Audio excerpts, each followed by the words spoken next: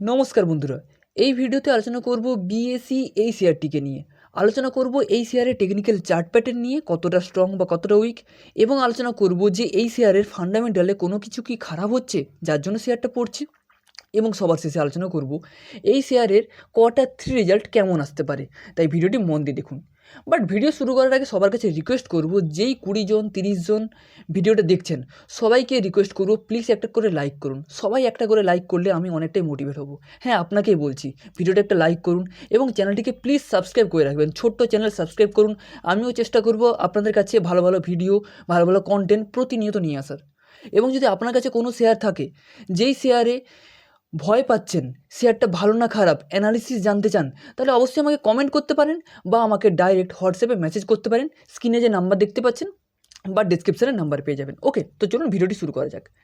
বিএসির share দেখতে পাচ্ছেন যে লাগাতার 4 দিন ধরে কন্টিনিউ পড়ছে এবং কন্টিনিউ মার্কেটে তো কন্টিনিউ মানে 12টা বেজে যাচ্ছে সমস্ত শেয়ারের ক্ষেত্রে, শুধু বিএসসি শেয়ারের ক্ষেত্রে নয়। দেখুন এখানে 1 দিন, 2 দিন, 3, 4, আজকে 4 দিন হয়ে গেল কন্টিনিউ শেয়ারটা পড়ছে। এবং বর্তমান সময়ে শেয়ারটি কিন্তু একটা ইম্পর্টেন্ট সাপোর্ট জোনে দাঁড়িয়েছে। দেখুন এখানে আমি সমস্ত কিছু ড্র করে দেখিয়ে দিচ্ছি পার্ট বাই ভাগ। দেখুন এখানে যদি আমি সাপোর্টটা ড্র করি, দেখুন এই জায়গাতে একটা সাপোর্ট ছিল।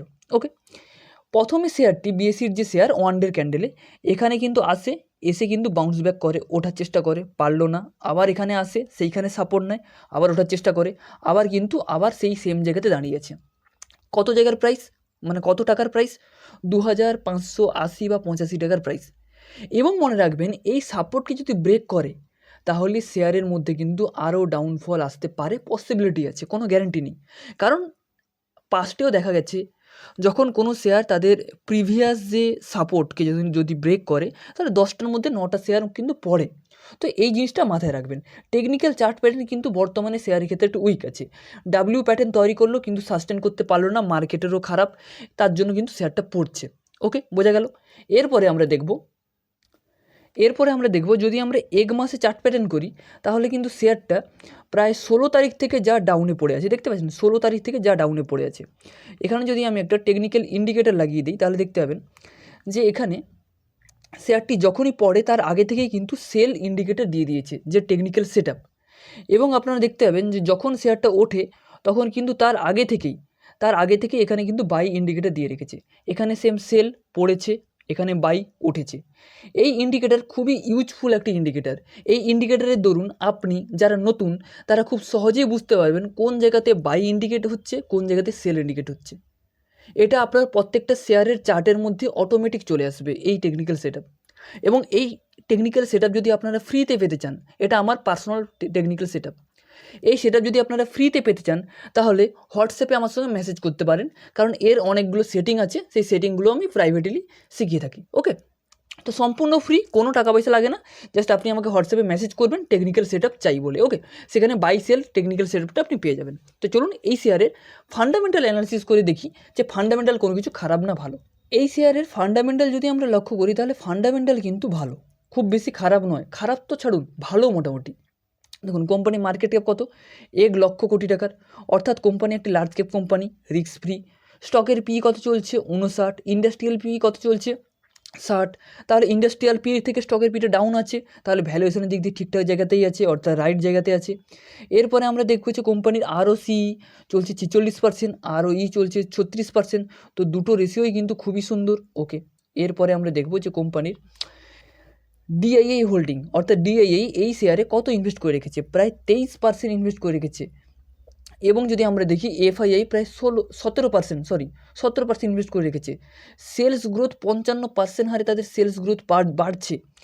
এবং যদি আমরা দেখি এই কোম্পানিতে 1 মান্থে কোনো রিটার্ন নেই, 4% মাইনাসে রিটার্ন আছে। এবং যদি আমরা 3 মান্থে দেখি তাহলে 6% রিটার্ন আছে, তেমন রিটার্ন কোনো কিছু নেই। এবং যদি আমরা কোয়ার্টারলি রেজাল্ট চেক করি, তাহলে দেখতে পাবো কোয়ার্টারলি রেজাল্ট তো এখনও আসেনি, কিন্তু সেপ্টেম্বরে কোয়ার্টারের রেজাল্ট কিন্তু খুবই ভালো এসেছিলো। আশা করা হচ্ছে যে ডিসেম্বর কোয়ার্টারের রেজাল্ট ভালো আসতে পারে।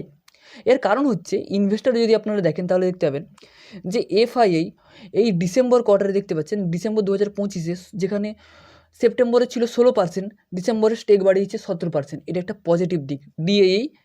এফআইআই এই শেয়ারটিকে কিনছে।